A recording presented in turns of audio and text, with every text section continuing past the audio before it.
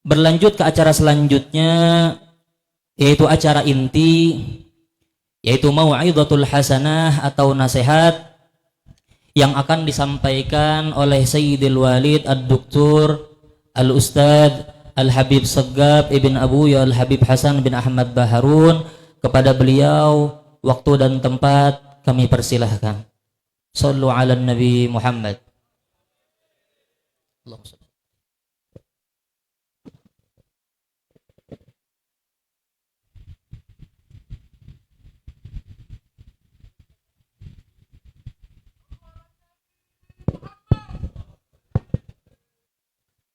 Assalamualaikum warahmatullahi wabarakatuh. Alhamdulillah rabbil alamin. Wassalatu wassalamu ala asyrafil anbiya'i wal mursalin. Sayyidina wa habibina wa syafi'ina wa nuri qulubina Muhammad habibi rabbil alamin wa imamil ghurril muhajjalin wa ala alihi wa sahbihi ajmain. Subhanaka la ilma lana illa ma 'allamtana innaka antal alimul hakim. Rabbi shrah li sadri wa yassir li amri wahlul 'uqdatam min lisani yafqahu qawli amma ba'du. Yang sama-sama kita hormati, kita muliakan para habaib, para anak cucu Nabi kita Muhammad sallallahu alaihi wasallam, yang keberadaan mereka di antara kita menjadi sebab insya Allah kita tahu hari kiamat belum akan terlaksana. Sesuai dengan apa yang disampaikan Nabi SAW, ahlu baiti amanun li ahli ardi kan nujumi amanun li ahli sama. Fa iza zahaba ahlu baiti ja'a ahlal ardi minal ayati makan yu'adun. Ya, artinya keturunanku ini merupakan juru aman di muka bumi ini, sebagaimana bintang gemintang di atas sana merupakan juru aman bagi penghuni langit. Kalau sudah tidak ada lagi mereka, maka akan terjadi sesuatu yang dijanjikan Allah Ta'ala di muka bumi ini daripada perkara-perkara hari kiamat. Semoga kita termasuk mencintai mereka, sehingga kelak nanti termasuk yang mendapatkan syafaat dari datuk mereka Nabi kita Muhammad SAW. Amin ya rabbal alamin. Khususnya yang ulun usahakan dan upayakan dari semenjak lama kedatangan beliau ke Samarinda dan juga Balikpapan untuk melihat dan menengok anak-anaknya yang ada di sini di Kaltim, dan itu permintaan daripada mereka semuanya. Kami selaku Ketua Al-Hasaniyah berusaha untuk mendatangkan beliau, dan alhamdulillah beliau dalam keadaan, walaupun dalam keadaan uyuh, dalam keadaan sangat padat jadwalnya. Kita berjalan dari rumah dari tanggal 5 Syawal terus keliling Nusantara, dari mulai Kalimantan Selatan sampai Jawa Tengah, Jawa Barat, Kalimantan Barat, sampai kemudian di ibu kota, lalu kemudian sekarang ini rangkaian kami terakhir insyaallah di Samarinda, dan kemudian kami akan kembali nanti kepulangan kami langsung ke Kalsel lagi, baru kerja selesai nanti insyaallah di Dalwa. Tapi alhamdulillah tetap masih mendapatkan bagian di Kaltim ini, karena beliau inginnya bahkan bukan cuma setiap bulan permintaan antum semuanya, tapi kalau bisa setiap minggu datang. Tapi insyaallah walaupun badan beliau tidak datang, doa beliau untuk kita semuanya. Itu yang paling penting, doa beliau untuk kita semuanya. Bahkan beliau kalau seumpama seperti yang saya janjikan dan saya harapkan serta saya angan-angankan, beliau juga mengucapkan kalau seumpama saya bisa berbagi badan, saya akan taruh badan saya di sini, kata beliau. Tapi begitulah, kita ada keterbatasan, kita sama-sama, jadi kita cukup perwakilan semuanya. Dan insya Allah Abu Ya senang, gembira, bahagia begitu datang dari Balikpapan sampai ke Samarinda.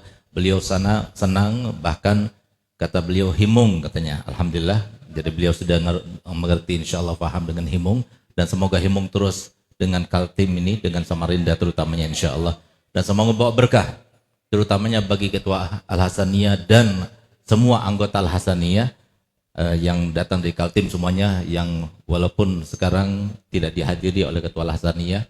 Beliau meminta izin kepada kami karena ada sesuatu yang mendesak sehingga beliau itu tidak bisa hadir bersama kita. Kita doakan semoga dimudahkan urusannya, dijaga daripada fitnah, dan semoga beliau disayang oleh Allah dan Rasulnya, dan kita semuanya insya Allah dipanjangkan umurnya semuanya. Amin ya rabbal alamin. Begitu pula yang saya hormati, saya muliakan para alim, para habaib, terutama yang datang dari kota Samarinda, yang alhamdulillah kami merasa mulia, merasa bangga, dan merasa bahagia bisa berjumpa dengan mereka semuanya. Mohon maaf saya tidak sebutkan satu persatu, namun tanpa mengurangi rasa hormat kami kepada mereka. Harapan kami semoga mereka semuanya panjang umur. Sebagaimana mereka menyenangkan kami dengan datang ke tempat ini, insya Allah semoga mereka disenangkan Allah Ta'ala dengan kabul hajatnya. Semua hajat dunia bil maisarah wa hajatul akhirah bil maghfirah, dan semoga mereka semuanya dicintai oleh datuknya Nabi Muhammad SAW, dan kita mendapatkan barokah daripada mereka semuanya. Amin ya rabbal alamin. Dan begitu pula tidak lupa kepada para alim, para guru yang alhamdulillah datang bersama kami, yang saya cintai, saya muliakan, saya harapkan, saya doakan, tapi nggak kabul-kabul juga doanya. Doa khusus untuk Guru Udin.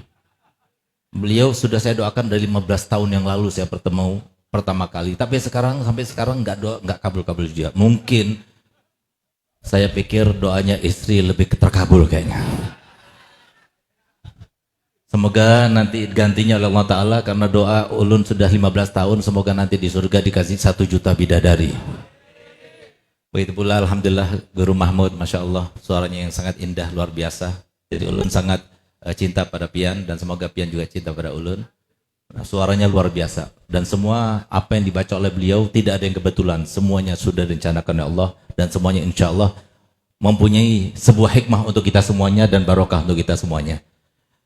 Dan saya hormati, saya muliakan, saya banggakan Haji Iwanuddin yang alhamdulillah mau bersedia untuk menjadi tuan rumah, dan rumah beliau menjadi cabang daripada Darus Solehin yang alhamdulillah sekarang sudah ada 38 cabang di Nusantara, dan alhamdulillah yang ada di Samarinda, rumah beliau ini cabang ke 32. Alhamdulillah, semoga membawa keberkahan bagi keluarga. Ini adalah Darus Solehin yang dipersiapkan untuk anaknya Muhammad Aflah, insya Allah beliau yang akan memegang di masa yang akan datang, dan semoga semuanya panjang umur, sehat walafiat, dan semoga apa yang dilakukan oleh beliau untuk membanggakan Nabi Muhammad benar-benar sampai kepada Nabi Muhammad, sehingga mereka semuanya dengan Bu Haji Neti, Bu Haji Iwan, panjang umur, sehat walafiat, dimudahkan segala urusannya, diberikan kesehatan, dan semoga penyakitnya semuanya dihilangkan oleh Allah Ta'ala, dan semoga Allah Ta'ala angkat mereka semuanya, keluarga besarnya ini menjadi kecintaannya dan kebanggaannya Allah dan Nabinya Muhammad SAW, diberkati harta bendanya, tajir banjir, dan bahagia dengannya di dunia, tapi ada hisab di akhirat, dan kita yang mengamini semuanya juga mendapatkannya. Amin ya rabbal alamin. Hadirin hadirat yang dimuliakan oleh Allah, alhamdulillah patut kiranya untuk kita panjatkan puja dan puji syukur kita ke hadirat Allah Subhanahu wa Ta'ala, karena sampai detik ini alhamdulillah kita masih diberikan hidayah, taufik dan inayah serta riayah, sehingga kita bersama-sama berkumpul di tempat ini. Perkumpulan yang di situ Allah turunkan rahmat, perkumpulan yang diturunkan di situ inayah Allah Ta'ala, perkumpulan yang diturunkan oleh Allah Ta'ala keberkahan, sehingga insya Allah kami yakin sepulang kami dari tempat ini semua hajatnya dikabulkan, semua umurnya dipanjangkan, dalam keadaan sehat walafiat, diberikan harta yang banyak melimpah, tapi tidak ada hisab nanti di akhirat, dan semuanya insya Allah berkatnya majelis yang mulia ini, berkatnya Abu Yasin Muhammad Maliki, berkatnya Abu Ya Habib Hasan Baharun, semuanya insya Allah terselamatkan daripada fitnah dunia dan fitnah akhir zaman dan fitnah hari kiamat nanti, sehingga insya Allah kita semuanya ditulis yang akan menyertai, yang akan menyamai, dan yang akan bersama-sama bersama Nabi kita Muhammad SAW kelak nanti di pada mahsyar, kelak nanti ketika melewati sirat, dan kelak nanti insya Allah bertetangga dengan Nabi Muhammad. Amin amin ya rabbal alamin. Masyaallah muslimin wa muslimat rahimakumullah. Acara hari malam ini adalah dua acara sekaligus, halal bihalal, yang dirangkai dengan haul daripada Abu Yasin Muhammad Maliki. Dua-duanya sangat penting. Yang pertama adalah amal, yang kedua adalah sebuah motivasi. Amal tanpa motivasi sulit untuk kita laksanakan. Amal tanpa keimanan sulit untuk kita laksanakan. Amal yang kita lakukan juga untuk sesuatu yang kita harapkan, sehingga menjadi orientasi kehidupan kita. Oleh karena itu, maka dua-duanya itu sangat diperlukan dalam kehidupan. Dan alhamdulillah kita memulainya pada bulan Syawal ini dengan halal bihalal. Kita melakukan silaturahmi. Karena tanda yang paling mudah untuk kita mengetahui dan mengukur keimanan kita adalah bagaimana kita menyikapi, bagaimana kita merespon satu dengan yang lainnya di antara kita. Kalau pian seberataan melihat ulun yang ada di atas pentas ini semuanya, Abu Ya Habib Zain dan sebagainya, sebagai saudara pian seberataan, berarti sudah mendekati sempurnaan iman. Tapi kalau kita masih melihat, oh itu orang Arab, oh itu orang Jawa, oh itu ustadz, oh itu pejabat, oh itu polisi, oh itu TNI, atau lihat apapun rasnya, apapun pekerjaannya, berarti kurang sempurna keimanan. Karena ukuran keimanan kita adalah bagaimana kita merespon mereka semuanya. Sehingga Allah Ta'ala firman, innamal mu'minuna ikhwah. Mukmin satu dengan yang lainnya itu ada saudara. Tapi yang dikatakan bersaudara itu adalah yang mukmin, tapi muslim belum tentu. Sehingga mungkin yang mengatakan bahwasanya dia adalah orang Arab, dia adalah orang Jawa, dia adalah tetangga, dia adalah pejabat, dia adalah orang lain dan sebagainya, berarti dia termasuk yang muslim. Karena kita sholat, semuanya muslim. Tapi mukmin belum tentu. Mukmin itu adalah sebuah pencapaian. Oleh karena itu, dari apa yang telah dibaca oleh beliau, yaitu Guru Mahmud, telah menginspirasi kita. Bahwasanya para nabi dan rasul bukan cuma sebagai panutan, bukan cuma sebagai penyampai daripada Allah Ta'ala kepada kita, mereka juga selain panutan dan penyampai, mereka juga memberikan sebuah pengetahuan yang sangat luas dan wawasan yang sangat lebar. Di antaranya adalah doanya pun itu mengandung dengan hikmah. Di mana beliau menceritakan bagaimana Nabi Allah Yusuf alaihissalam yang berdoa kepada Allah dengan doa yang sama sekali beda dengan doa kita. Mohon maaf. Kenapa beda? Karena mereka tahu, karena mereka yakin. Karena mereka beriman, sementara kita tidak tahu, sementara kita tidak yakin, sementara kita tidak beriman, sehingga doa kita itu beda dengan doa mereka. Doa kita kalau nggak luput, ya terkait dengan jodoh, terkait dengan payunya tanah, terkait supaya tajir banjir, banyak uang dan sebagainya, punya rumah baru dan sebagainya. Yang itu semuanya notabene-nya sudah Allah jamin, sebelum kita lahir sudah Allah jamin. Sehingga habis waktu kita hanya untuk berdoa dengan sesuatu yang biasa. Sesuatu yang sia-sia. Tapi lihat bagaimana beliau. Sayyidina Yusuf mendoakan kepada kita, mengajar kepada kita, kalau berdoa semacam ini, karena inilah tujuan kita, orientasi kehidupan kita. Fatiras samawati wal ardi. Wahai zat yang menciptakan langit dan bumi ini. Bukan sembarangan. Allah Ta'ala itu adalah zat yang maha berkuasa. Tidak ada apa-apanya kita bersama Allah Ta'ala. Nggak bisa dibandingkan dengan apapun. Kekuatan kita, kehebatan kita, kecerdasan kita, apapun yang telah kita raih daripada prestasi, nggak ada apa-apanya. Sehingga lihat bagaimana beliau mengatakan dan mengutarakan, mengungkapkan kebesaran dan keagungan Allah. Fatiras samawat wal ard. Dialah yang menciptakan langit dan bumi. Apa yang kita lakukan? Apa yang bisa kita lakukan? Kalau kita naik pesawat, rumah itu kecil-kecil kelihatan dari atas. Apalagi manusianya sangat kecil. Apalagi terus tambah tinggi, tambah tinggi.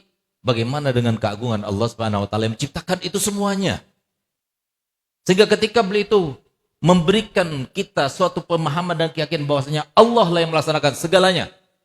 Enggak ada yang serba kebetulan, tidak ada, tapi kita yang jauh daripada ilmunya Nabi Muhammad selalu kita katakan ini kebetulan. Kebetulan Ustaz, saya punya istri kayak begini, saya punya suami kayak begini, saya punya anak kayak begini. Enggak ada yang kebetulan. Allah itu zat yang maha profesional. Allah tahu semuanya harus diuji. Semuanya harus dicoba. Diujinya bagaimana? Allah tahu. Diujinya ini dikatakan ujian. Kalau ujiannya itu begini. Ini dikatakan ujian. Kalau punya istri kayak begini. Kalau punya suami kayak begini. Semuanya diuji. Nggak ada satupun di antara kita yang hidupnya dalam keadaan bahagia itu nggak ada. Di dunia nggak ada. Kecuali terkait dengan Allah dan Rasulnya. Kenapa demikian? Kita pastikan ini ada sesuatu yang pasti. Bukan sesuatu yang merupakan rekaan saja, angan-angan saja, dugaan saja, tidak. Tapi itu suatu kepastian. Bahkan kepastian itu kami pastikan Karena Allah telah memastikan dengan sumpahnya. Bahkan sumpahnya selalu beliau ucapkan, selalu kita ucapkan dalam sholat kita, selalu kita dengar, tapi subhanallah karena kita tidak mengerti apa yang disumpahkannya. Mari kita dengar sama-sama, supaya kita menghayati. Hidup ini adalah seperti apa yang dilakukan oleh Abuya Said Muhammad Maliki, sang motivator, motivasi buat kita semuanya. Hidup seperti Abuya.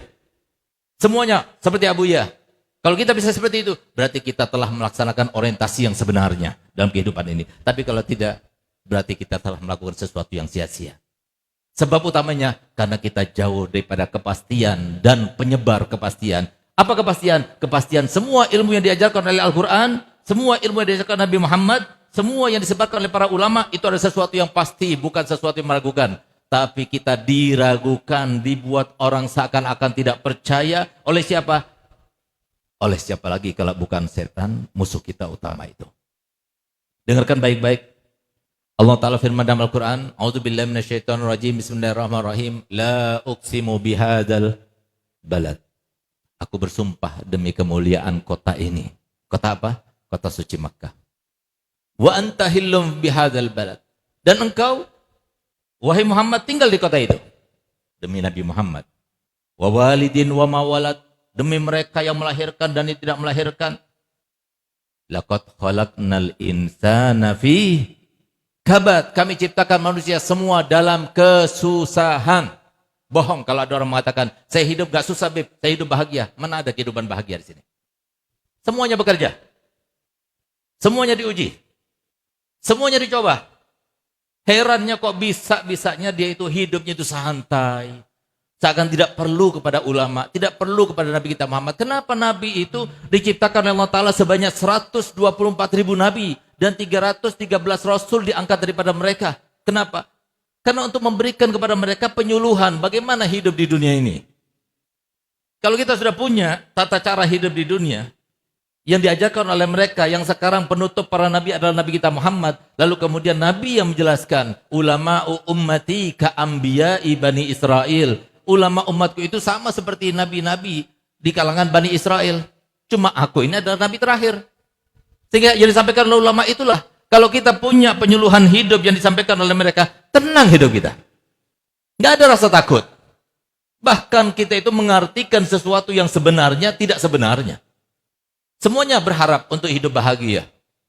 Semuanya berharap untuk hidup sehat, aman, sentosa. Tapi ternyata mengartikan dan mendefinisikan bahagia saja, kita sudah salah.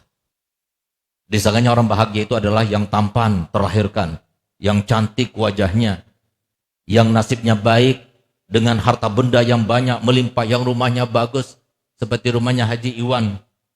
Misalnya, yang uangnya banyak, melimpah, yang rekeningnya penuh dan sebagainya. Tidak, semua itu tidak menentukan kebahagiaan. Bahagia itu bukan materi. Bahagia itu bukan finansial. Bahagia itu adalah rasa yang Allah berikan kepada siapapun dikehendakinya. Yang disebutkan oleh ukhti itu, sakitnya tuh di sini, sama bahagia juga di sini.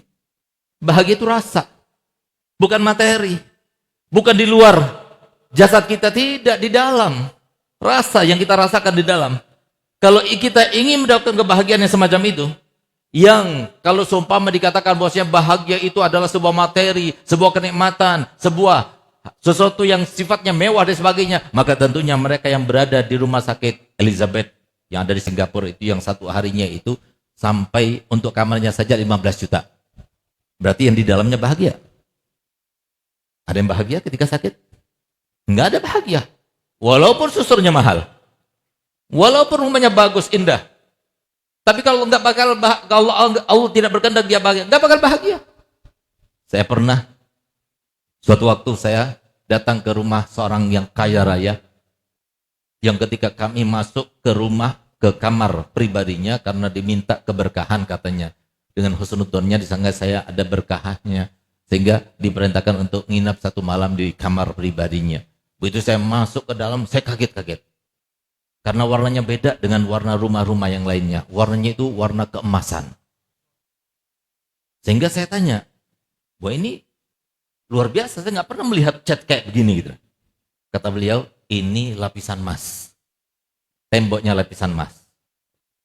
Lalu saya melihat yang namanya ranjangnya itu bagus sekali, terukir-ukir, meliuk-liuk begitu tebal seperti. Saya katakan, ini cuma lapisan juga? Iya Beb, tapi lapisnya lebih tebal Beb daripada yang di tembok. Berapa belinya? Saya bilang begitu. Ya fudul juga saya pengen tahu gitu buat pelajaran buat yang lainnya. Kata beliau, tahun 2000 saya beli Beb, itu 850 juta. Kerangkanya ada. Jadi ranjangnya saja 850 juta. Itu lapisan emas agak tebal. Akhirnya saya coba duduk. Itu saya duduk mau jatuh. Kenapa? Dari saking licinnya. Ternyata terbuat dari sutra yang asli. Masya Allah, saya bilang nikmat betul kamu ya. Semuanya ada, buah-buahan ada, yang namanya kulkas ada. Tapi saya nggak suka juga. Kenapa? Karena kamar mandinya itu penuh dengan teknologi. Sehingga waktu saya mau siram, ini di mana siramnya? Sampai setengah jam saya telepon, di mana siramnya? Saya mau keluar malu, takut sampai ketahuan baunya. Kalau dia masuk ke dalam, ternyata Pak ada pecetan-pecetannya ini, ya Allah, Masya Allah. Nggak pakai air semuanya, psh, habis. Luar biasa. Saya bilang, Masya Allah, nikmat betul, kayak di surga ini. Bilang. Apa kata beliau? Enggak Beb, enggak seperti yang Num kira Beb. Saya ini Beb, demi Allah saya bersumpah Beb. Saya ini setiap malam tidur di tempat yang antum sekarang ini berada di atasnya. Enggak bisa tidur kecuali kok saya minum obat tidur. Mau seperti itu? Mau seperti itu? Nah, ini. Ada lagi satu orang kaya, siapa yang mau didoakan? Di mana saja kota di Indonesia ada kekayaan dia. Nggak usah disebutkan namanya, tapi yang pasti dia termasuk orang terkaya di Indonesia. Tapi masalahnya dia kena penyakit itu menyebabkan dia itu makan apa saja hambar rasanya. Makan lombok nggak pedas, makan asin nggak terasa asin, makan manis nggak terasa manis, semua dimakan hambar rasanya. Mau saya doakan antum seperti itu? Punya semuanya, tapi seperti itu mau? Siapa bilang? Yang namanya kebahagiaan itu di dalam materi nggak ada. Bukan materi, kebahagiaan itu adalah rasa yang Allah berikan. Bagaimana syarat untuk mendapatkannya? Dengarkan. Allah Ta'ala telah menjelaskan dalam Al-Quran. Innal ladzina qalu rabbunallah summa istaqamu tatanazzalu alaihimul malaikatu an la takhafu wa la tahzanu. Sesungguhnya mereka orang-orang yang beristiqamah dengan mengatakan Allah adalah Tuhanku, lalu patuh kepadanya, patuh kepada perintahnya, menjauhi semua larangannya, dan istiqamah dia menjalankannya. Nanti suatu waktu setelah poin-poin yang dikumpulkannya, dia akan mendapatkan suatu keadaan di mana Allah menurunkan malaikatnya kepadanya untuk beritahukan, mulai sekarang kamu tidak ada lagi rasa takut, mulai sekarang kamu tidak ada lagi rasa sedih. Coba lihat bagaimana sekarang. Jangankan rasa sedih, setiap hari kita sedih. Apalagi takut. Baru-baru ini ada sebuah penelitian yang mengatakan 85% laki-laki takut sama istrinya. Nah coba, 85%. Ini bahagia? Bahagia yang seperti itu? Enggak bahagia dan tidak membahayakan istri. Karena Rasulullah yang sudah bersabda, la yuflih qaumun wallau amrahum imra'atun. Tidak akan bahagia suatu kaum kalau sudah yang dominan dalam pemimpinan dalam rumah tangga itu adalah istrinya, enggak bakal bahagia. Suatu kepastian, bukan suatu keraguan. Berarti suaminya tidak bisa membahagiakan istrinya. Kenapa? Dia takut sama istrinya. Bahkan mohon maaf, sekarang ini Bu, makanya jangan pernah bersandar kepada orang lain, walaupun hanya kepada suami. Walaupun kepada anak, jangan. Kenapa? Karena sebanyak 80% dari suami-suami itu sudah pernah mendoakan istrinya biar mati. Kenapa demikian? Mau kawin lagi takut, hanya biar mati aja dulu. Sampai segitunya. Tapi alhamdulillah, Masya Allah, guru, saya baru penelitian, saya baca penelitian, tapi alhamdulillah penelitian itu terjadi di Eropa. Dan semoga di Indonesia enggak seperti itu. Di mana disebutkan di antara 1000 para istri yang ditanya oleh koresponden, oleh peneliti, bahwasanya kalau harus memilih antara suami yang meninggal atau istri yang meninggal, kau pilih siapa?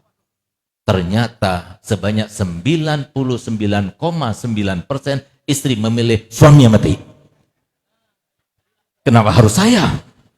Kalau suami mati, biarkan mati. Kenapa harus saya? Dan ternyata Masya Allah, sebanyak 87% laki-laki. Ketika ditanya, mereka mengatakan, lebih baik saya yang mati.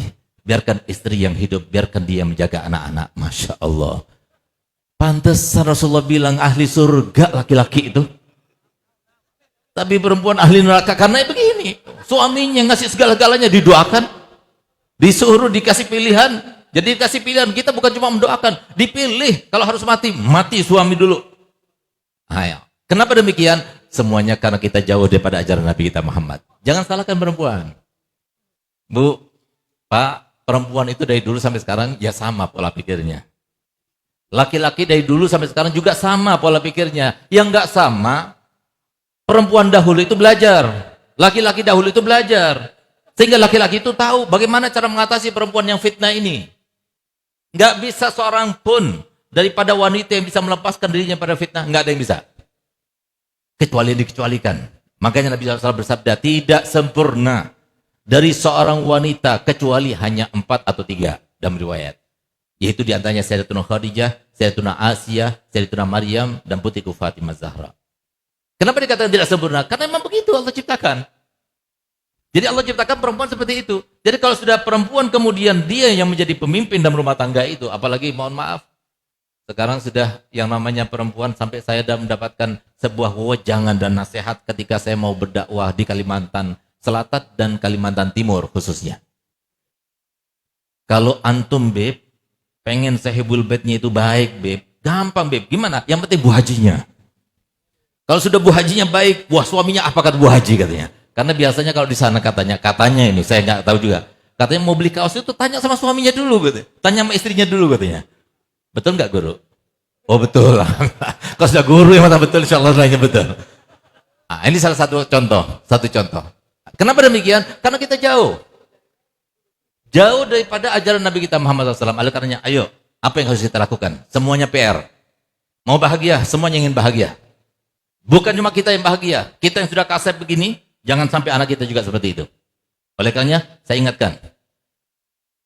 Sesuatu yang bisa menyelamatkan kita di zaman sekarang ini, untuk supaya apa yang diminta oleh Nabi Allah Yusuf alaihissalam tadi, betul-betul terlaksana untuk kita dan anak keturunan kita, maka tidak ada lain, kecuali harus kita melalui 3 tahapan. Yang pertama harus kita menjadikan anak-anak kita mendalami, menggali, mempelajari ilmunya Nabi kita Muhammad. Mau tidak mau harus seperti itu. Dan ini sekarang hati-hati, karena syarat utama untuk segala macam keuntungan materi dunia yang didapatkan dari per individu maupun dari per organisasi maupun dari dunia semuanya, itu yang pertama disyaratkan itu adalah harus dijauhkan daripada ilmu agama. Kenapa? Karena mereka itu berada di bawah arahan setan, siapa lagi? Oleh karenanya sebetulnya sekarang yang sedang berperang itu siapa? Yang sedang berperang itu adalah antara 2 kubu. Kubunya Nabi Muhammad dan kubunya iblis. Hanya wajah mereka saja yang seperti ini, seperti itu dan sebagainya. Tapi kita tetap masih punya. Daripada kubu Nabi SAW itu kekuatan masih ada. Alhamdulillah ada pengusaha seperti Haji Iwanuddin. Dan semoga masih banyak lagi pengusaha semacam beliau. Yang mau memikirkan bagaimana caranya supaya umat yang ada di Samarinda semuanya, mereka itu mengenal ilmunya Nabi Muhammad sehingga tentram, nikmat. Lihat bagaimana Buya Maliki. Lihat bagaimana mereka para habaib. Lihat bagaimana para ulama-ulama kita yang sudah meninggal dunia. Mereka semua merasa kepasti, ini loh jalan yang benar. Ini yang saya rasakan, nikmat betul. Nggak ada lebih nikmat daripada ini. Lebih nikmat daripada kalian yang punya harta benda yang banyak. Kalian yang punya jabatan yang tinggi. Lebih nikmat daripada semuanya. Nggak ada nikmat yang lebih dari itu. Ketika ditanya, Al-Habib Abdullah bin Umar bin Yahya, beliau katakan, ketika beliau ditanyakan, bagaimana nikmatnya kebersamaan bersama Allah Ta'ala ketika kalian bangun malam sehingga kalian tidak pernah meninggalkan bangun malam. Apa jawaban beliau? Kalau seumpama Allah berikan rasa yang kami rasakan ketika kami bangun malam bertahajud bersama Allah Ta'ala ketika sholat maupun ketika membaca Al-Quran, maka niscaya kami akan diperangi oleh mereka para pejabat dan para orang kaya, karena ternyata dengan kekayaan dan jabatan mereka, mereka tidak dapatkan apa yang saya dapatkan. Nikmat luar biasa, nggak ada yang lebih nikmat daripada itu. Sehingga apa kata beliau? Tidak membuat saya sumpek di dunia ini kecuali 2 hal. Yang pertama, kalau sudah azan fajar sudah dikumandangkan, sehingga aku kembali menjadi sumpek karena sebentar lagi kumpul lagi dengan orang. Yang kedua, ketika aku sudah jauh daripada kekasihku para orang-orang soleh. Itu 2 hal yang menjadikan dia itu sumpah, dan dua hal yang menjadikan dia itu masih ada harapan mau tinggal di dunia karena dua hal itu. Harapan ingin bangun malam, harapan ingin bertemu dengan orang-orang soleh. Itu yang pertama. Harus. Sedangkan yang namanya ilmunya Nabi kita Muhammad gak mungkin bisa kita raih kecuali kalau kita terkait dengan salah satu daripada 4M. Yang pertama, mondok. Kalau kita sudah anak kita mondok, itu yang terbaik. Kenapa? Bukan cuma teori yang diajarkan, tapi sekaligus praktek dan panutan yang bisa kita terapkan di dalam pondok pesantren. Yang kedua, nggak bisa, ya sudah, nggak apa-apa. Tapi jangan tinggalkan madrasah diniyah. Di mana-mana ada madin. Pagi hari silakan masuk pondok, masukkan sekolah formal. Tapi siang hari masukkan madrasah diniyah. Nggak mau juga, ya sudah, nggak apa-apa. Jangan tinggalkan. Yang ketiga, apa itu? Mengaji kepada guru ngaji. Biarkan mereka mengaji. Lalu yang ketiga nggak bisa juga, ya sudah, jangan tinggalkan yang terakhir. Nggak ada lagi yang kelima. Apa itu? Hadiri majelis taklim. Apa susahnya sih kita hadir majelis taklim? Di situ kita diampuni dosanya. Di situ kita mendapatkan ketenangan. Di situ kita mendapatkan pertambahan keimanan. Di situ kita mendapatkan kopi dan teh. Di situ kadang-kadang kita mendapatkan sesuatu makanan. Tapi kita subhanallah jauh daripada itu semuanya. Enggan untuk kita hadir dan sebagainya. Itu tidak lain. Karena apa? Karena setan berhasil untuk merayu kita. Oleh karena itu yang pertama. Yang kedua, kalau anak kita pengen selamat daripada fitnah akhir zaman ini, maka fokuslah. Anak-anak kita harus sholat 5 waktu. Kalau mau selamat, harus sholat 5 waktu. Selama anak kita masih sholat 5 waktu, insya Allah masih aman. Itulah fungsi daripada sholat. Allah Ta'ala firman, inna sholata tanha anil fahsyai wal munkar. Suatu waktu nanti kalau asalkan mereka sholat, walaupun mereka berbuat maksiat dan sebagainya, suatu waktu mereka akan kembali. Tapi kalau sudah sholat 5 waktu ditinggalkan, jangan berharap dia itu akan menjadi orang yang soleh. Jangan berharap dia itu akan menjadi orang yang bahagia. Itu yang kedua. Yang ketiga, biarkan mereka setiap hari baca walaupun 1 lembar daripada Al-Quran. Sebelum mereka berangkat, baca Al-Quran. Atau habis maghrib, baca Al-Quran. Walaupun hanya 1 lembar. Karena Al-Quran itu adalah syifa wahuda. Allah turunkan kepada kita, kalau kita membacanya, maka sepanjang hari kita dijaga. Tapi kalau sudah 3 itu sudah tidak kita terapkan, dari mana kita akan mendapatkan keselamatan? Oleh karena itu, maka doa daripada Nabi Allah Yusuf alaihissalam yang harusnya jadikan PR kita semuanya apa? Tawaffani musliman wa alhiqni bis-sholihin. Itu harapan kita. Enggak ada yang lain. Kalau kita mati dan pasti mati, matilah dalam keadaan muslim. Kalau kita hidup dan masih hidup, maka hiduplah sebagai orang soleh. Kalau kita hidup bukan orang soleh, celakalah kita hidupnya. Nggak bakal bahagia, selalu saja menderita, selalu ada sengsara. Dan sengsaranya kita adalah nikmat. Kenapa? Karena sengsara kita, Allah berikan kepada kita supaya kita menjadi orang soleh. Supaya kita kembali. Sampai kita kembali. Kalau nggak kembali, terus akan diulang-ulang sama Allah Ta'ala. Nggak bakal habis. Sampai akhirnya dia kembali. Takutnya kembalinya ketika dia itu seperti kembalinya Fir'aun. Ketika dia sudah mau tenggelam, baru dia mengatakan, Rabbi, amantu bi Rabbi Musa. Aku beribadah. Aku sekarang percaya kepada Tuhannya Musa. Nah, ketika mau meninggal baru dia berpercaya. Maka hendaknya dari sekarang, ayo. Sebelum itu datang, fokuskan. Apa yang harus kita lakukan bukan untuk memperbanyak dunia. Mohon maaf, yang umurnya seperti saya, 50 tahun berarti umur 60 tahun, 10 tahun lagi. Kalau 70 tahun, ya 20 tahun lagi. Kalau sudah umur 60 tahun, 70 tahun, ya tidak, tinggal tunggu saja. Karena biasanya nggak meleset. Rasulullah mengatakan, A'maru ummati ma baina sittin wa sab'in. Umur umatku antara 60 sampai 70. Wa qalilun mazadazad. Sedikit, yang lebih dari itu sedikit, berarti bisa dihitung. Di RT ini bisa dihitung, yang lebih 70 bisa dihitung. Kita berharap semoga umur kita panjang, karena Rasulullah telah mengatakan, khairun nas man tala umruhu wa hasuna amaluh. Tapi masalahnya siapa yang bisa memegang itu? Kita hanya berdoa dan berharap kepada Allah Ta'ala, tapi yang menentukan adalah Allah Ta'ala. Artinya, ketika kita sudah mulai menua, ketika sudah kita itu sampai kepala 5, maka hendaknya ayo bersiap-siap. Mau apa lagi kita? Kita lihat, kalau kita mencari dunia, maka dunia itu bisa diraih kebanyakan sesuai dengan penelitian, itu 40 tahun ke atas baru dia menjadi kaya. Lalu terus 39 tahun sebelumnya jadi apa? Kalau seumpama itu yang kita cari, apalagi ternyata lebih banyak yang tidak berhasil. Yang kaya sedikit. Untuk itu kita hidup? Tidak. Kita mau cari bahagia. Di dunia sudah bahagia. Di dunia sudah bahagia. Ada. Siapa mereka? Kita lihat. Kebahagiaan itu terkait dengan kemuliaan yang ada di antara pandangan kita. Orang kaya mulia, para pejabat mulia, para tokoh masyarakat mulia, mereka punya pengaruh mulia, para ulama mulia. Tapi siapa di antara mereka kemuliaannya yang tutup membumbung tinggi, tambah umur tambah membumbung tinggi, dan puncak kemuliaannya ketika mereka meninggal, maka yang menguburkan yang paling banyak orang yang meninggal seperti itu. Siapa dia? Para pejabat? Para orang kaya? Tidak. Siapa dia? Para ulama. Kenapa para ulama? Apakah karena wajah mereka yang tampan? Tidak. Apakah karena mereka orang kaya? Tidak.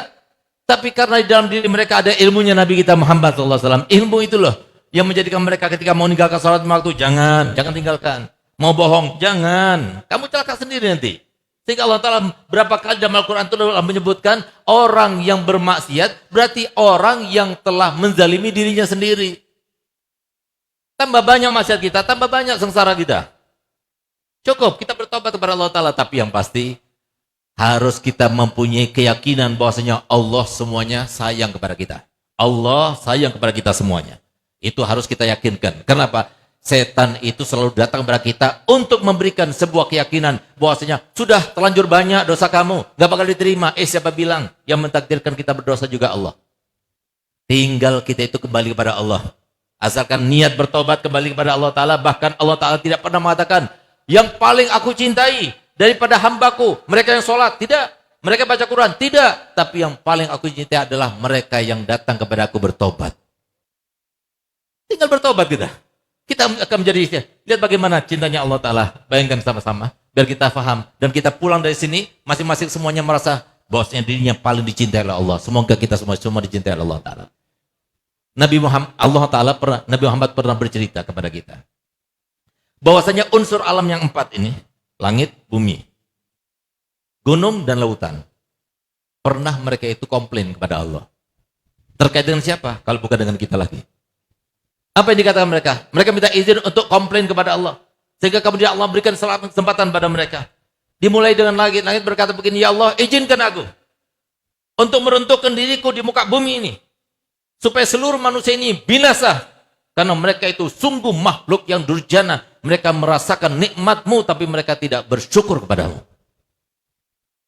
Baik, kata Allah Ta'ala. Engkau bumi. Bumi berkata begini, ya Allah, izinkan aku untuk menelan mereka manusia hidup-hidup. Sungguh mereka itu adalah makhluk durjana yang tidak tahu diri. Mereka diberikan kenikmatan, tapi mereka tidak bersyukur kepadamu. Lalu engkau laut. Laut juga berkata begini, ya Allah, izinkan aku untuk menenggelamkan mereka. Sebagaimana aku tenggelamkan mereka, engkau perintahkan kami untuk menenggelamkan kaum Lut, kaum Nabi Allah Nuh. Izinkan kami untuk menenggelamkan mereka, karena sesungguhnya mereka itu adalah makhluk yang durjana, tidak pantas hidup. Mereka itu adalah makhluk yang pantas untuk dibinasakan. Giliran gunung juga berkata demikian. Ya Allah, izinkan kami untuk menjatuhkan diri sehingga menimpa mereka dan mereka binasa semuanya. Sungguh mereka itu adalah makhluk yang durjana, mereka tidak tahu diri, mereka mendapatkan dan menikmati makananmu, nikmatmu, tapi mereka tidak bersyukur kepadamu. Lalu apa kata Allah Ta'ala? Dengarkan baik-baik. Supaya kita itu merasa yakin. Karena ketika kita merasa yakin bahwa Allah akan memberikan taubat kepada kita, yang pasti dia itu marah kepada kita siapa? Setan. Biarkan mampus lo setan.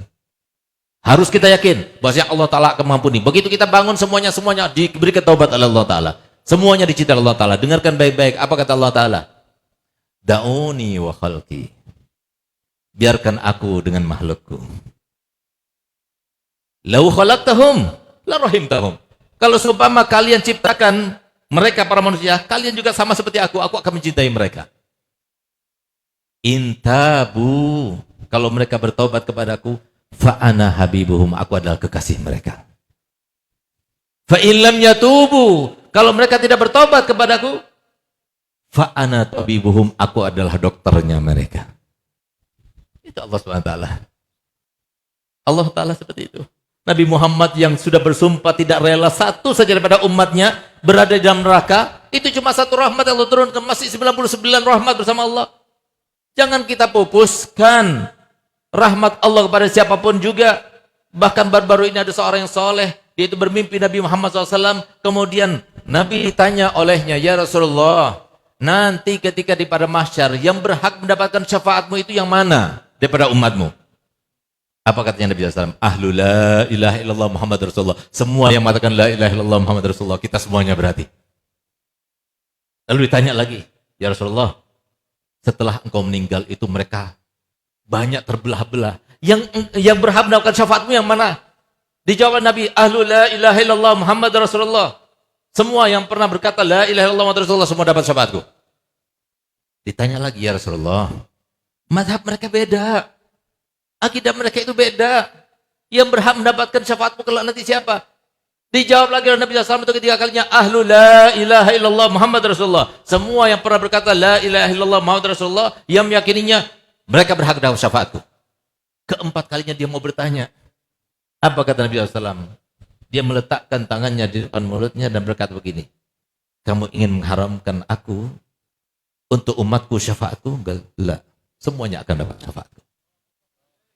Bahkan suatu waktu subhanallah, beruntungnya kita bersama Nabi Muhammad. Nabi kita itu pernah diberikan pilihan antara 3 pilihan. Yang pertama, Nabi memperhatikan kita di dunia. Yang kedua, Nabi memperhatikan kita nanti di alam barzah. Yang ketiga, Nabi memperhatikan kita di alam akhirat. Ternyata Nabi Muhammad memilih tiga-tiganya. Tapi dilarang oleh Allah Ta'ala. Satu saja pilih. Sehingga kemudian ketika dipilih satu, harus memilih satu, maka dengan kejelasan Nabi SAW, akhirat abadi.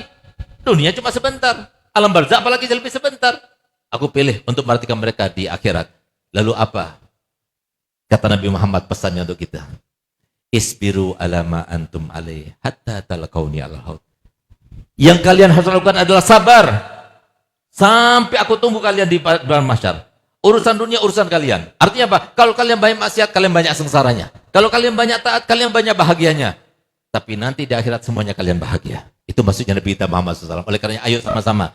Ayo bantu Nabi Muhammad. Nabi Muhammad punya keinginan. Nabi Muhammad punya cita-cita. Nabi Muhammad punya angan-angan. Dan semuanya sudah dapat permintaan dari Nabi Muhammad. Tidak ada seorang pun di antara kita yang mengaku dirinya sebagai umat Nabi Muhammad. Kecuali dapat permintaan dari Nabi Muhammad. Balighu anni walau ayat. Sampaikan dariku walaupun hanya satu ayat. Ayo sampaikan. Bahwasanya ilmunya Nabi Muhammad itu adalah ilmu yang menyenangkan kita, membahagiakan kita. Solat kita itu untuk kita, amal ibadah kita untuk kita. Kita tidak bersandar kepada siapapun, semuanya sendiri-sendiri. Buktinya setiap orang mati ya sendiri, diliang lahatkan sendiri, nanti ditanya juga sendiri. Jangan terkait dengan suami, jangan terkait dengan istri, jangan terkait dengan siapapun juga. Semuanya masing-masing punya kewajiban, kewajibannya laksanakan. Selebihnya kita minta kepada Allah Ta'ala, dan kita mohon pada Allah Ta'ala semoga kita semuanya tidak keluar dari tempat ini kecuali kita sudah dipastikan insya Allah hambanya yang paling besar mendapatkan anugerahnya, yaitu hambanya yang panjang usianya, sehat badannya, penuh amal ibadahnya, cukup modalnya untuk berjumpa dengannya, dan setelah umur yang panjang, sehat walafiat, meninggal dunia semuanya dalam keadaan husnul khotimah, dalam keadaan husnul khotimah, dalam keadaan husnul khotimah. Rabbana atina fid dunya hasanah wa fil akhirati hasanah wa qina adzabannar. Wa sallallahu ala sayyidina Muhammadin wa alihi wasallam. Alhamdulillah bil alamin. Kurang lebihnya saya mohon maaf. Wabillahi taufiq wa hidayah. Wassalamualaikum warahmatullahi wabarakatuh. Waalaikumsalam warahmatullahi wabarakatuh.